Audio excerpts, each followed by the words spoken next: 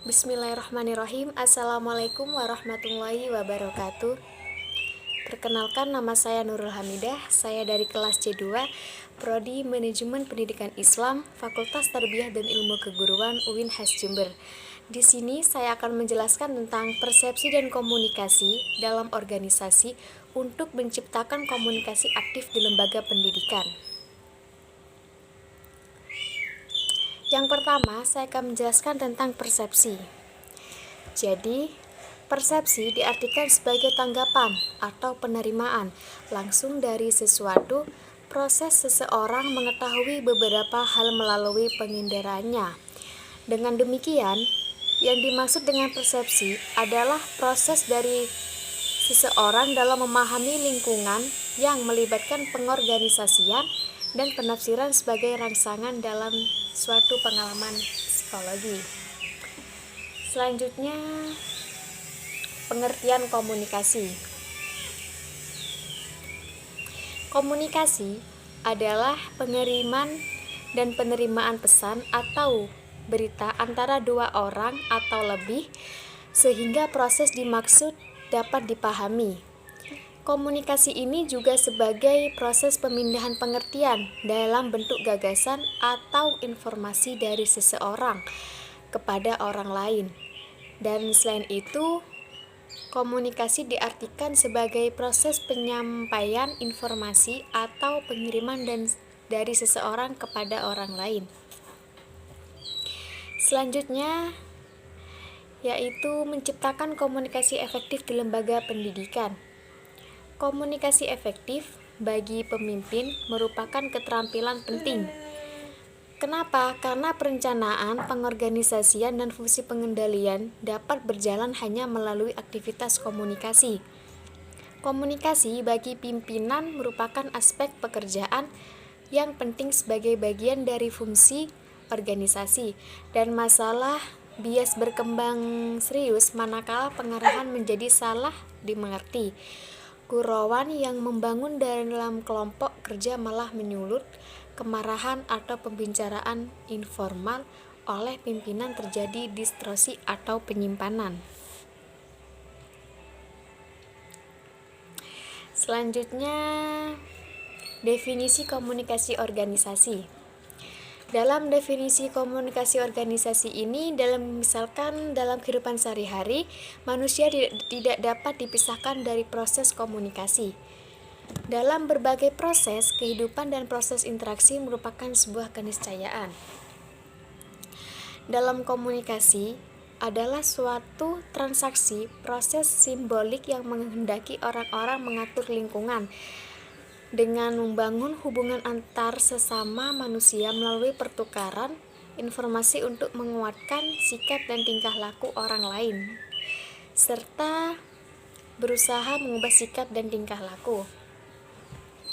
Dalam perspektif Islam, komunikasi dalam bahasa Arab dikenal dengan istilah al-irsal, yang berarti dari kata wasolah, yang berarti sampaikan, seperti yang terdapat dalam Al-Quran surat Al-Qasas juz 28 ayat 51 yang berbunyi,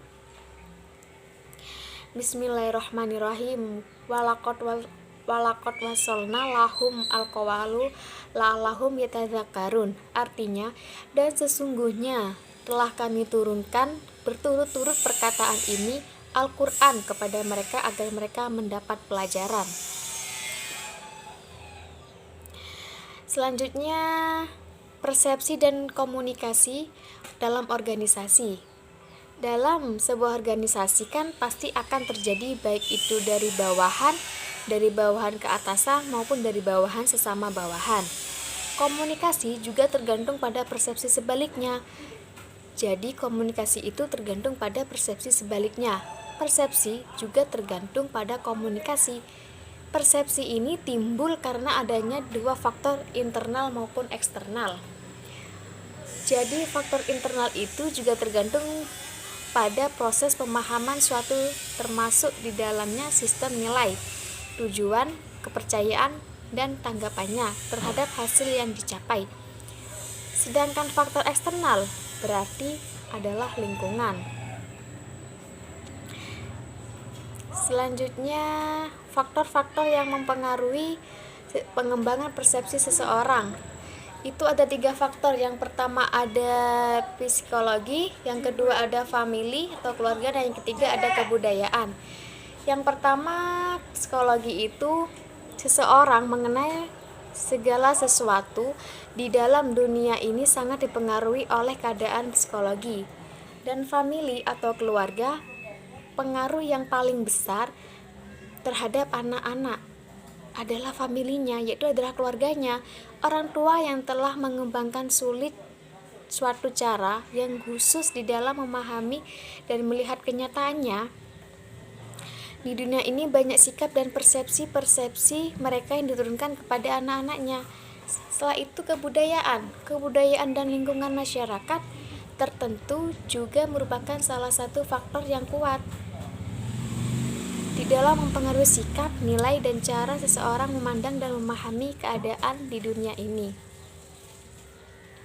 Yaitu yang terakhir ada strategi untuk meningkatkan efektivitas dalam komunikasi pendidikan.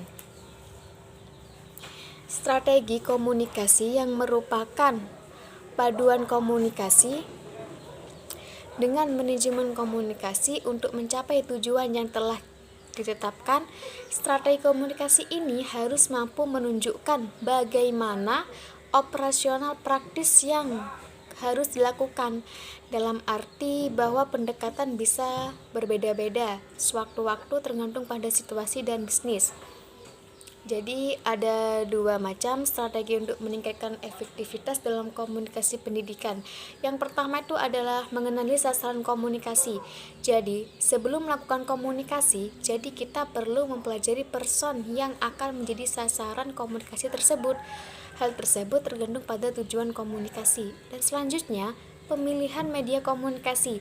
Jadi pemilihan media komunikasi ini sangat banyak jumlahnya, dari yang tradisional maupun yang modern. Jadi saya simpulkan ya, persepsi adalah proses dari seseorang dalam memahami lingkungannya yang melibatkan pengorganisasian dan penafsiran.